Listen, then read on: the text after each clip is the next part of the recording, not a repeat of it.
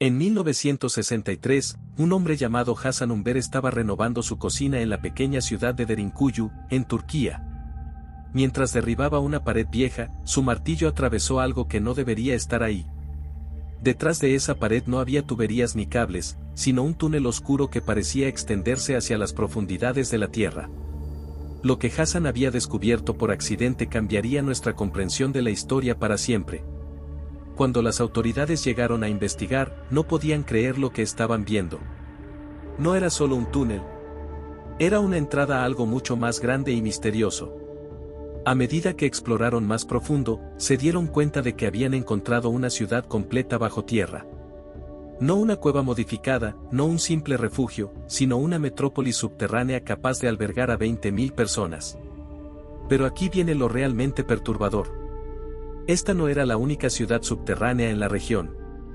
Los arqueólogos pronto descubrieron que toda Capadocia estaba llena de estas construcciones ocultas. Más de 200 ciudades subterráneas han sido encontradas hasta ahora, conectadas entre sí por túneles que se extienden por kilómetros bajo la superficie. La pregunta que todos se hacían era simple pero aterradora: ¿qué fue tan terrible que obligó a civilizaciones enteras a abandonar la superficie y vivir como topos bajo tierra? La respuesta a esta pregunta nos llevará a través de 3.000 años de historia, invasiones brutales, y uno de los sistemas defensivos más ingeniosos jamás creados por la humanidad. Para entender por qué estas ciudades existen, tenemos que viajar en el tiempo hasta el siglo VIII a.C. En esa época, Capadocia era conocida como Capadocia, una región estratégica ubicada en el corazón de lo que hoy es Turquía. Su ubicación la convertía en un punto de cruce entre Europa, Asia y África, lo que la hacía extremadamente valiosa pero también peligrosamente vulnerable. Los primeros habitantes de esta región eran los frigios, un pueblo que había aprendido a trabajar la piedra volcánica suave de la zona, conocida como toba.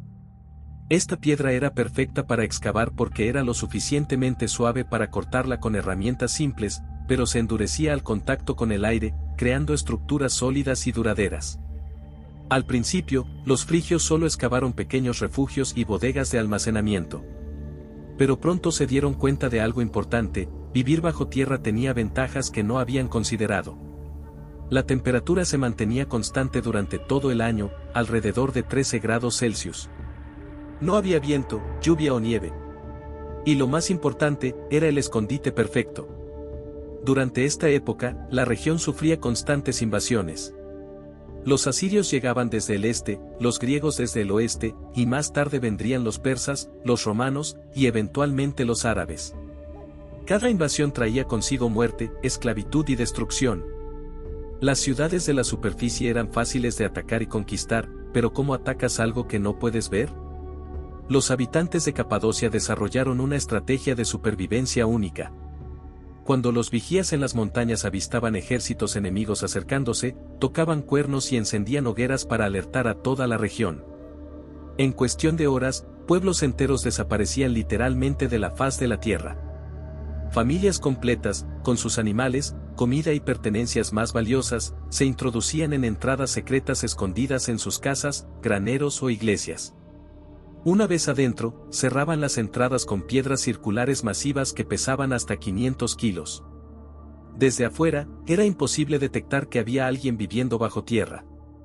Pero vivir bajo tierra no era solo cuestión de esconderse en una cueva. Estas personas habían creado algo extraordinario: ciudades subterráneas completamente funcionales con todo lo necesario para sostener a miles de personas durante meses. Derinkuyu, la ciudad que Hasan Ünver había descubierto accidentalmente, es la más grande y compleja de todas. Se extiende a una profundidad de 60 metros bajo tierra, equivalente a un edificio de 18 pisos hacia abajo. Tiene más de 600 entradas secretas distribuidas por toda la ciudad de arriba. El primer nivel estaba dedicado a los establos. Aquí guardaban caballos, vacas, cabras y otros animales. Podría parecer extraño poner a los animales en el nivel superior, pero había una razón muy inteligente para esto. Los animales producían calor y dióxido de carbono, que al ser más pesado que el oxígeno, descendía hacia los niveles inferiores, ayudando a mantener caliente toda la ciudad. El segundo nivel contenía las cocinas y comedores comunitarios. Habían excavado chimeneas especiales que llevaban el humo hacia arriba y lo dispersaban en múltiples puntos de la superficie, de manera que era imposible detectar desde dónde venía. Los invasores podían estar caminando literalmente sobre una ciudad de 20.000 personas y no tener ni idea. Los niveles 3 y 4 albergaban las viviendas familiares. Cada familia tenía su propio espacio, tallado cuidadosamente en la roca. Había dormitorios, áreas de estar y pequeños espacios de almacenamiento. Las paredes estaban decoradas con símbolos religiosos y dibujos que nos cuentan la historia de quienes vivían allí. El quinto nivel era dedicado al almacenamiento de alimentos. Habían creado graneros subterráneos donde guardaban trigo, cebada y otros granos que podían durar años sin echarse a perder. También tenían bodegas para el vino y aceites, elementos esenciales para la supervivencia a largo plazo. Los niveles 6 y 7 contenían talleres donde los artesanos continuaban su trabajo incluso bajo tierra. Herreros, alfareros, tejedores y otros craftsmen mantenían sus oficios funcionando. La vida no se detenía solo porque estuvieran escondidos. El octavo nivel era quizás el más impresionante, contenía una iglesia subterránea completa con capacidad para 500 personas. Esto nos dice algo crucial sobre quienes construyeron estas ciudades. No eran simplemente refugiados desesperados. Eran comunidades organizadas con fuertes creencias religiosas y estructuras sociales complejas.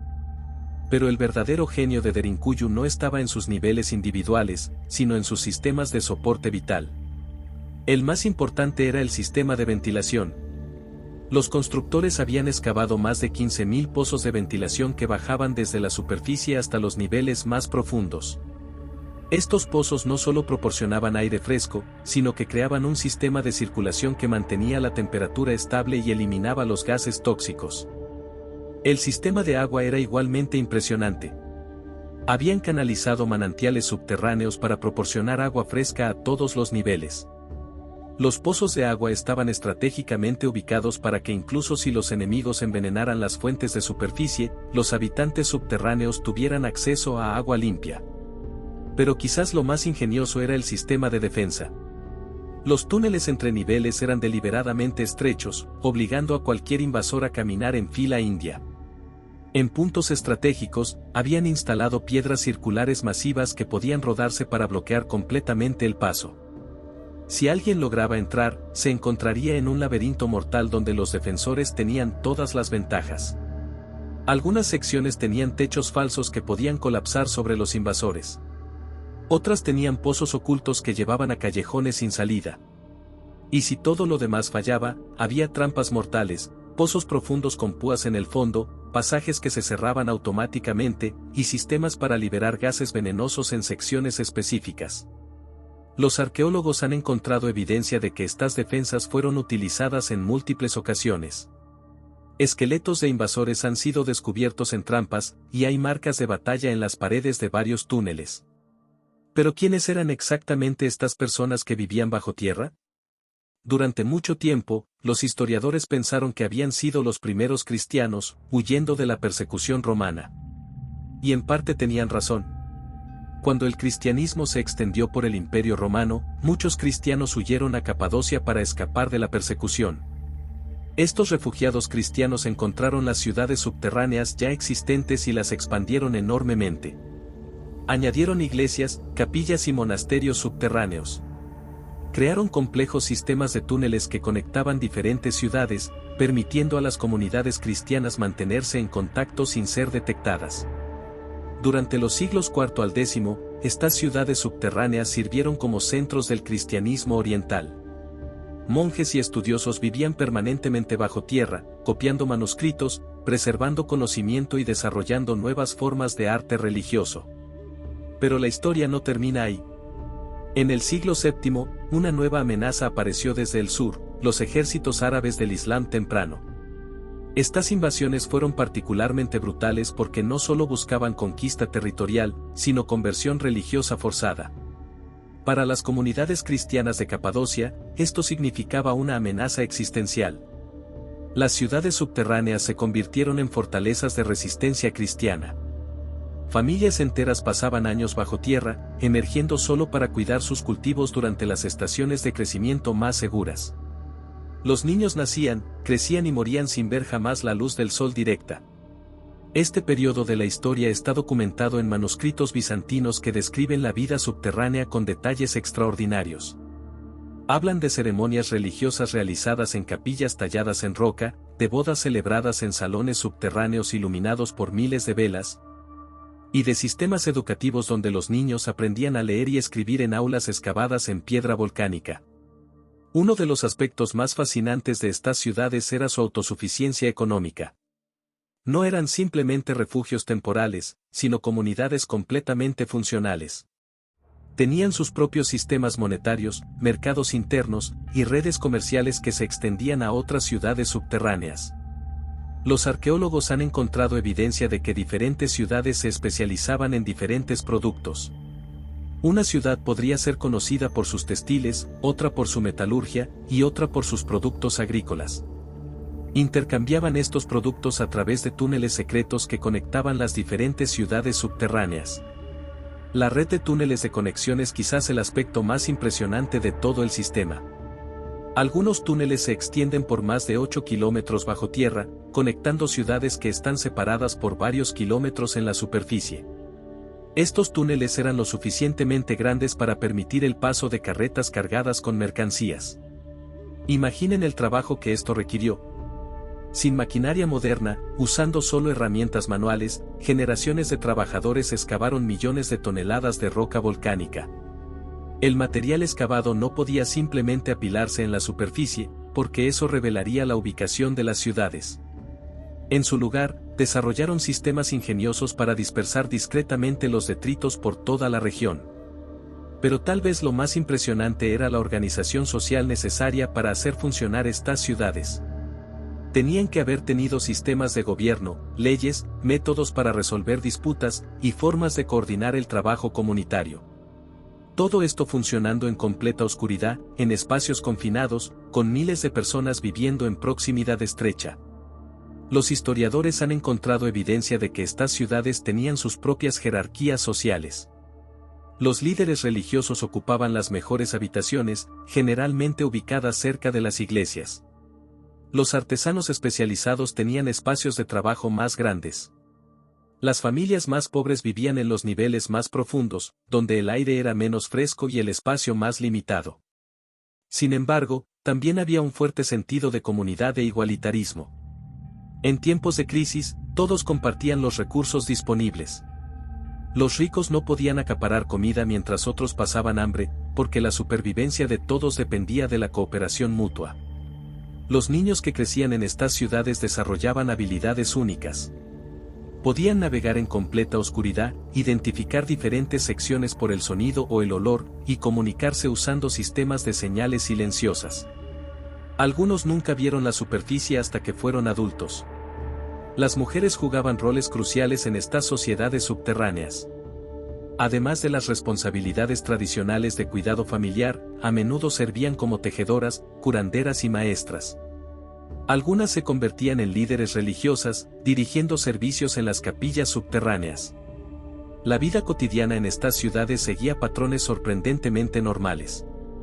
Las familias se despertaban al mismo tiempo cada día, marcado no por el sol sino por campanas internas. Los niños asistían a clases en aulas subterráneas. Los adultos trabajaban en sus oficios. Las familias comían juntas en comedores comunitarios. Tenían entretenimiento también. Los arqueólogos han encontrado instrumentos musicales, juegos tallados en piedra, y espacios que parecían haber sido utilizados para representaciones teatrales.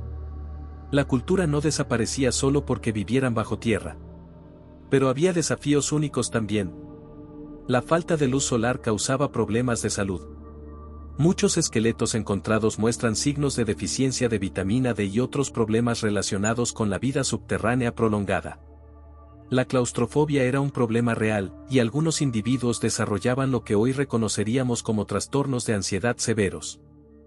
Los sistemas de saneamiento eran cruciales para prevenir enfermedades en espacios tan confinados. Habían desarrollado sistemas de letrinas que canalizaban los desechos hacia pozos profundos, lejos de las áreas habitacionales. También tenían sistemas para la eliminación de basura y el manejo de desperdicios orgánicos. Durante los periodos de mayor peligro, algunas familias pasaban hasta 6 meses consecutivos bajo tierra. Los registros bizantinos describen estos periodos como tiempos de gran tensión psicológica.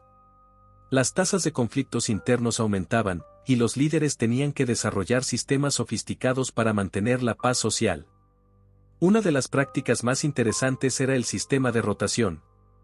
Durante los periodos de peligro moderado, parte de la población permanecía bajo tierra mientras otra parte trabajaba en la superficie. Rotaban estas responsabilidades para que nadie tuviera que pasar demasiado tiempo en confinamiento. Los sistemas de comunicación con el mundo exterior eran sofisticados.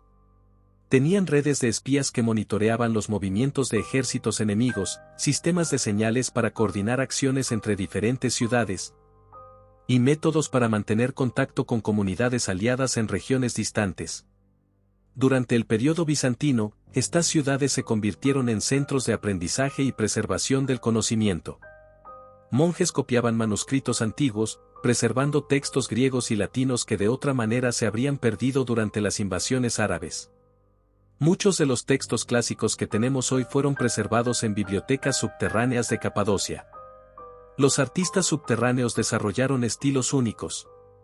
Las pinturas murales en las iglesias subterráneas muestran influencias tanto bizantinas como locales, creando un arte distintivo que no se encuentra en ningún otro lugar. Los colores eran particularmente vibrantes porque la falta de luz solar los preservaba mejor. La metalurgia subterránea alcanzó niveles extraordinarios.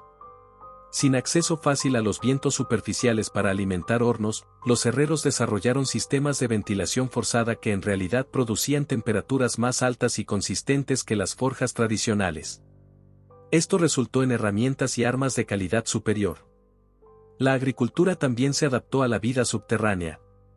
Desarrollaron sistemas de cultivo hidropónico rudimentarios, cultivando hongos en cámaras especialmente preparadas, y manteniendo pequeños jardines en áreas cerca de pozos de ventilación donde podía filtrarse algo de luz.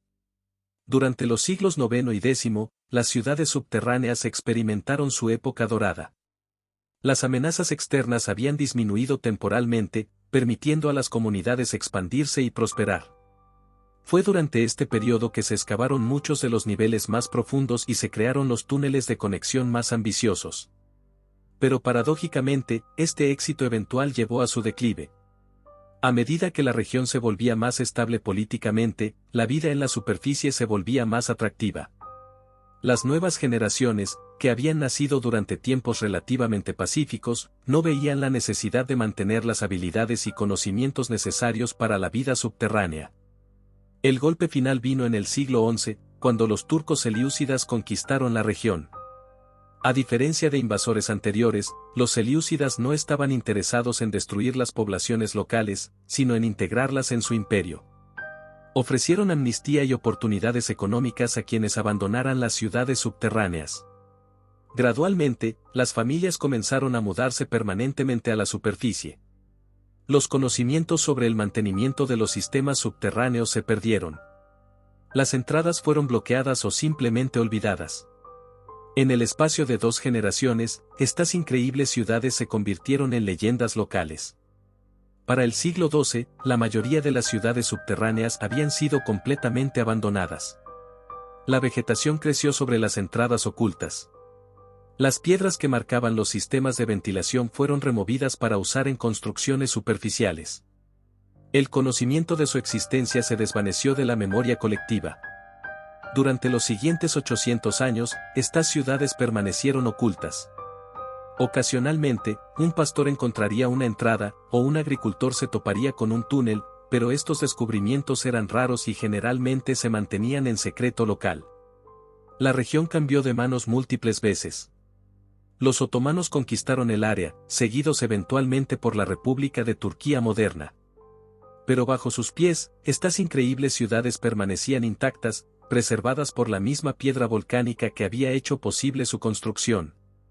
Cuando Hassan Umber hizo su descubrimiento accidental en 1963, desencadenó una revolución en nuestra comprensión de la historia medieval. Los arqueólogos se dieron cuenta de que habían subestimado gravemente la sofisticación de las sociedades premodernas. Las excavaciones revelaron que estas ciudades no eran construcciones primitivas, sino obras de ingeniería extraordinariamente sofisticadas. Los sistemas de ventilación eran más eficientes que muchos edificios modernos. Los sistemas de agua incorporaban principios de ingeniería hidráulica que no fueron redescubiertos en Europa hasta el Renacimiento. Más importante aún, las ciudades subterráneas de Capadocia nos enseñan algo fundamental sobre la resistencia humana. Enfrentadas con amenazas existenciales, estas comunidades no simplemente se rindieron o huyeron. En su lugar, crearon una forma completamente nueva de civilización. Desarrollaron tecnologías, sistemas sociales y formas culturales que les permitieron no solo sobrevivir, sino prosperar durante siglos en condiciones que parecerían imposibles. Mantuvieron sus identidades religiosas, sus tradiciones familiares y sus estructuras comunitarias incluso viviendo como topos bajo tierra. La pregunta que planteamos al principio, ¿qué fue tan aterrador que obligó a estas civilizaciones a vivir bajo tierra?, tiene una respuesta compleja. No fue una sola amenaza, sino una serie continua de invasiones, persecuciones religiosas y inestabilidad política que se extendió por más de 1000 años. Pero la verdadera historia no es sobre el terror que los obligó a bajar. Es sobre el coraje, la ingenuidad y la determinación que les permitió crear algo extraordinario en respuesta a ese terror. Transformaron una necesidad desesperada de supervivencia en una forma de vida viable y próspera. Las ciudades subterráneas de Capadocia representan uno de los logros más impresionantes de la ingeniería y organización social premoderna. Son testimonio de lo que los seres humanos pueden lograr cuando trabajan juntos frente a la adversidad. Hoy, estas ciudades son patrimonio de la humanidad de la UNESCO, visitadas por cientos de miles de turistas cada año. Pero más allá de su valor turístico, nos ofrecen lecciones vitales sobre resistencia, adaptabilidad y la capacidad humana para innovar bajo presión. En un mundo donde enfrentamos nuestros propios desafíos existenciales, cambio climático, conflictos geopolíticos, pandemias. Las ciudades subterráneas de Capadocia nos recuerdan que los seres humanos han enfrentado y superado amenazas aparentemente imposibles antes. Nos muestran que cuando las circunstancias lo requieren, podemos reimaginar completamente cómo vivimos, trabajamos y nos organizamos como sociedades. La creatividad humana y la cooperación pueden superar incluso los desafíos más aterradores. La próxima vez que enfrentes un problema que parece imposible de resolver, recuerda a las familias de Capadocia que decidieron que si el mundo de arriba se había vuelto demasiado peligroso, simplemente crearían un mundo nuevo bajo tierra. Y no solo sobrevivieron en ese mundo, sino que prosperaron durante 1000 años.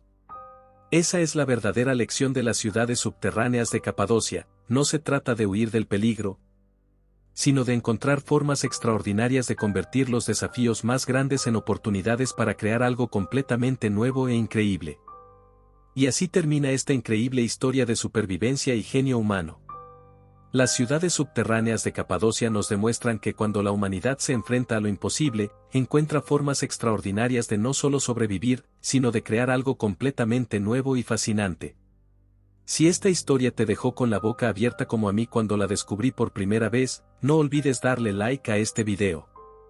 Cada like me ayuda a seguir trayéndote más historias increíbles como esta que cambian completamente nuestra perspectiva sobre el pasado. Y si quieres ser el primero en conocer más misterios históricos que te van a volar la mente, suscríbete y activa la campanita de notificaciones. Te prometo que cada video que subo está lleno de secretos que van a hacer que veas la historia de una forma completamente diferente. Déjame en los comentarios, ¿conocías la existencia de estas ciudades subterráneas? ¿Te imaginas viviendo bajo tierra durante meses? Me encanta leer sus opiniones y responder sus preguntas. Nos vemos en el próximo video, donde seguiremos descubriendo los secretos más fascinantes que la historia tiene para ofrecernos. Hasta la próxima.